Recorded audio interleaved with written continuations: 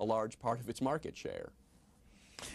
You have a, I don't know that we can do this or not, but you have a chart here, maybe you can explain it. What Uncle Sam has really promised you, latest official projections available as of January 1996. And to get real close if you can on this, what was the point of this?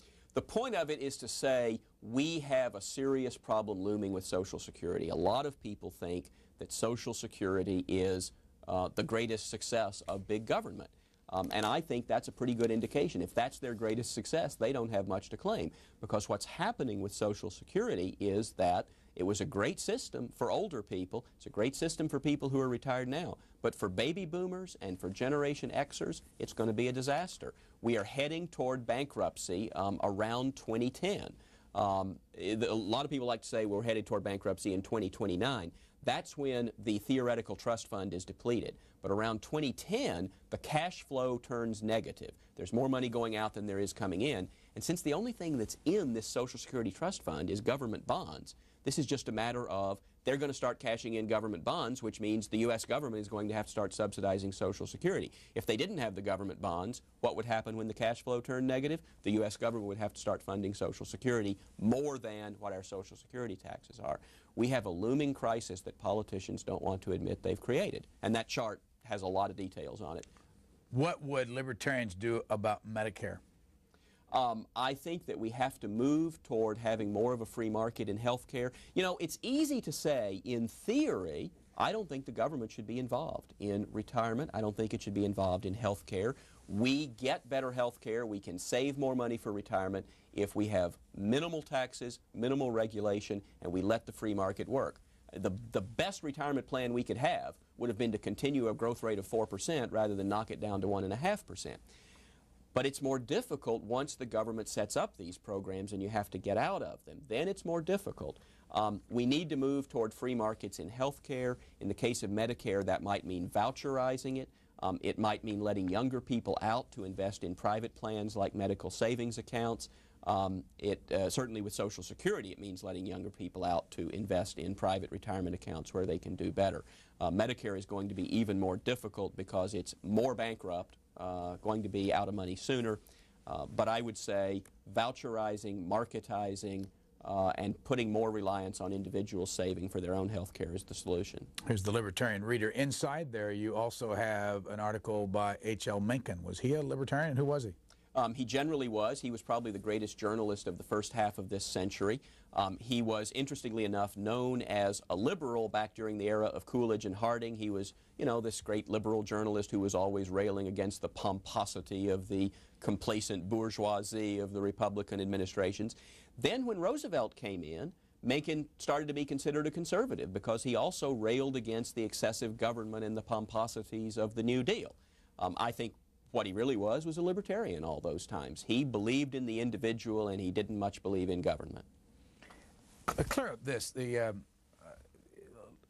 have the Federalists and the Anti-Federalists. And in your book, especially the one, the Libertarian Reader in the introduction, is talking about that James Madison was a conservative libertarian Federalist, and then a Anti-Federalist is a radical libertarian. What was the difference? This is a libertarian country. All the founders were basically libertarians. In an earlier generation, we would have called them liberals or classical liberals. They would have called themselves Whigs, perhaps. But we can look back at their ideas and say they were basically libertarians. They believed in individual rights. They believed in government only by consent. They believed in free markets. And the difference between the Federalists and Anti-Federalists was over issues of how much power can you give to the federal government. And the Federalists wanted to give a tiny amount of power to the federal government. And the Anti-Federalists thought that even a tiny amount of power was too much. And as I say in the Reader, we're still judging that argument. Because if you look at what the Federalists gave the government in the Constitution, it's a pretty libertarian grant of power. The government was not granted the power to go out and do everything from Social Security to midnight basketball. It was granted the power to regulate commerce between the states and to handle foreign affairs. That was about it. The Anti-Federalists said, you do that, and it will get too powerful. It will exceed its bounds. You will not bind down the government by this Constitution. And clearly, on that score, you have to say the Anti-Federalists were right. Now, whether that means we should have stuck with the Articles of Confederation and not tried the Constitution, is a more difficult question. But I think if you look at George Mason and James Madison, you're talking about two Virginia libertarians who disagreed over whether the Constitution was too risky. Are there any libertarians in the Supreme Court? No, I don't think there's anybody on the Supreme Court that I would call a libertarian.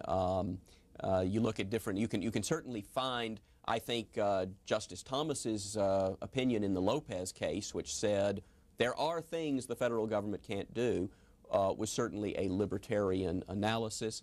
But on some civil liberties cases, we've had people who might be considered more liberal give ringing libertarian dissents or opinions. Is Bill Clinton at all libertarian? Well, Bill Clinton is so eclectic and has such wide-ranging interests that it's hard to say. Bill Clinton has been reported recently to have said he might be interested in replacing the income tax with a national sales tax.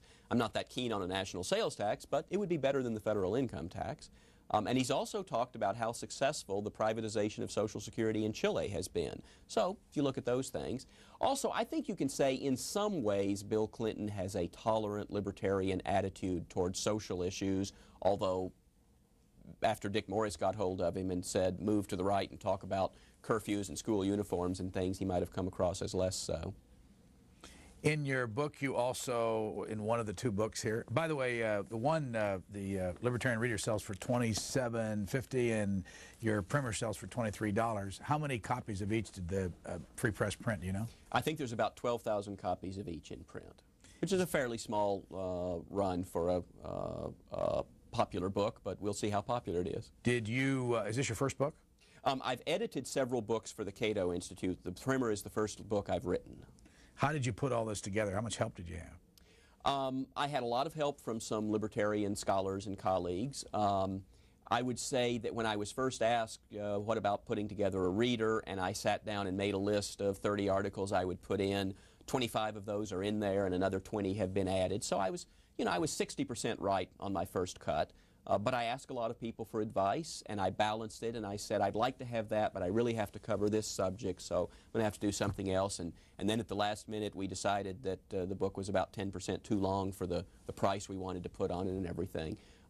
So some amount of help. I think you could say this represents close to a consensus of what libertarian scholars these days, if they could all vote on what should be in there, should be. Other names you have in here are Frederick Douglass. Frederick Douglass. And William Ellery Channing on slavery, and William Lloyd Garrison. What's your position on slavery? And well, slavery is about the greatest violation of individual rights there can be, and so abolitionism was clearly the libertarian cause of its day. William Lloyd Garrison, Frederick Douglass, I think were libertarians. If you read their writings, they talk about individual rights, they talk about no man is empowered to govern another, and they call slavery man-stealing. And the reason they call it man-stealing is they're saying you are trying to steal the very essence of a man from himself.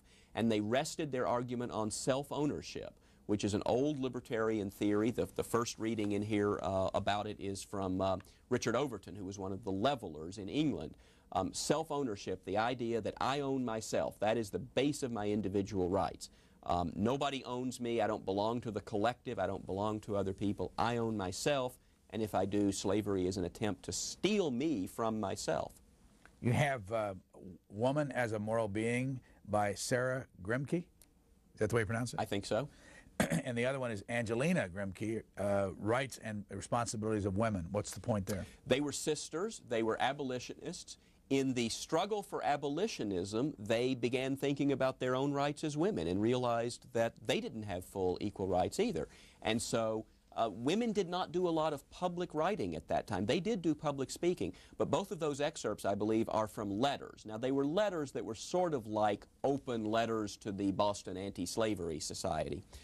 And one of the reasons they're in there is partly because feminism and abolitionism were clearly libertarian causes, but another reason is that both of those rest the case for abolitionism and women's rights squarely on the notion that each adult individual holds moral responsibility for his own actions.